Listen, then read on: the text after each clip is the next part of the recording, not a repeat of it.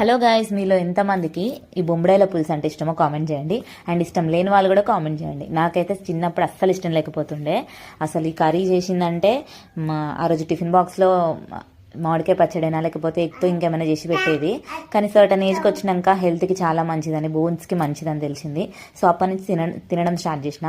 ఈ ప్రాసెస్లో చేసుకోండి, చాలా బాగుంటుంది.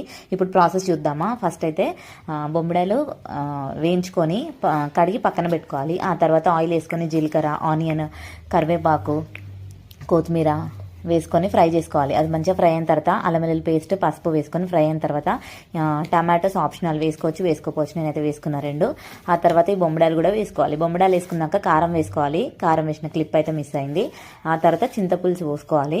పోసుకున్నాక దానికి తగ్గట్టు వాటర్ కూడా వేసుకున్న తర్వాత ధనియాల పౌడర్, జీలకర్ర మెంతుల పౌడర్ వేసుకొని దగ్గర పడేంత వరకు ఉడికించుకోవాలి. అంతే, చాలా బాగుంటుంది, చాలా టేస్ట్ ఉంటుంది. మీరు కూడా ట్రై చేయండి ఈ ప్రాసెస్లో.